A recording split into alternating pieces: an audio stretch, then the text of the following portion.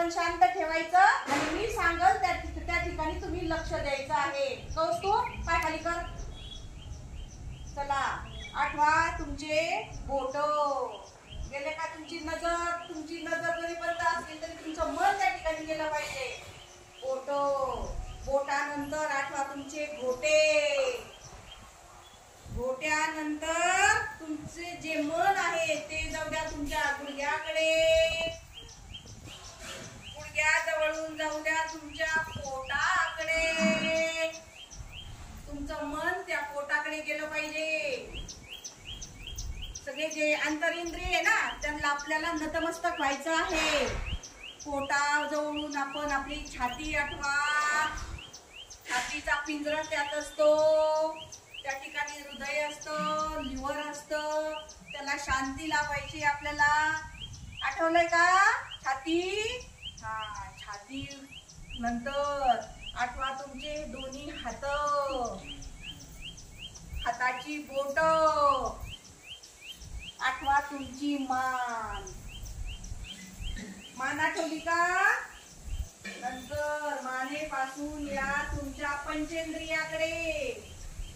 चला आठवा तुमचं तोंड, तोंडातली ती जीभ. यानंतर आठवा तुमचं नाक. आठवा तुमचे दोन कान. आठवा तुमची गालाची, तोंडाची, शरीराची, हाताची, पायाची त्वचा. आठवा तुमचं डोकं. आठवलं? अशा प्रकारे आपण शरीराचे सगळ्या भाग आठवलेले आहे.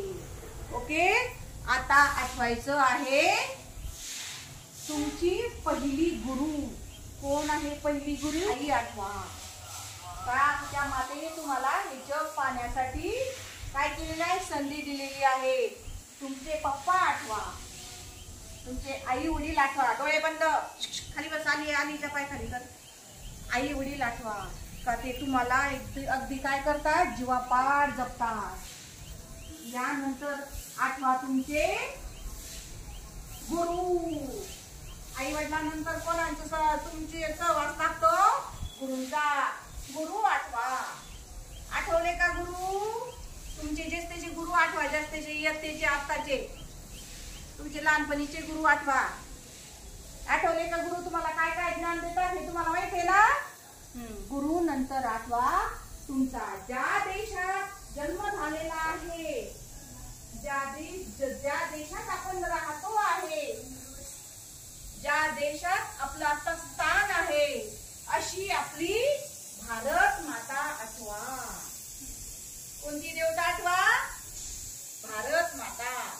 कोणती देवता? जी माता आहे त्या मातेला आठवा. आपला भारताचा नकाशा आठवा आणि या सर्व तिन्ही देवतांना नतमस्तक व्हा.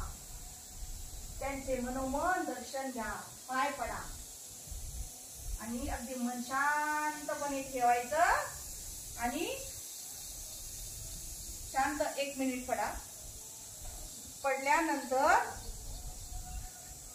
हात वरती घ्या, हात वरती घ्या आणि हात एकमेकाला चोळा. असे घर्षण करा.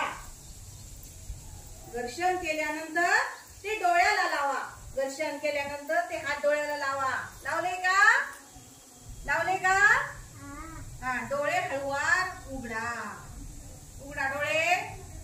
उघडले का? आणि उठून बसा. आहे तसंच. पाय सरळ ठेवा. हा. उठून बसले. Very good. उठून बसल्यानंतर पाय एकदा डोळे चोळून घ्या. ओके. चला आता मांडी घालून घ्या. चला आता हे करू.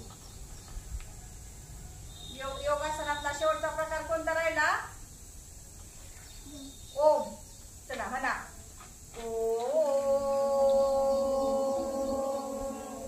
चला म्हणा. ओम. 3 वेळा.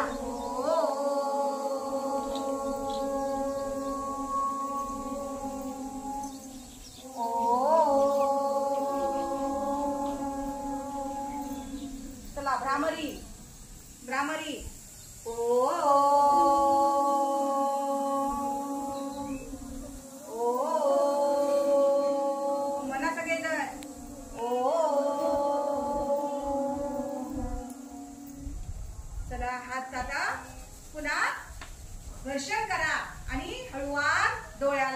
लावा. ओके. आणि दर्शन घ्या देव बाप्पाचं आणि शांत.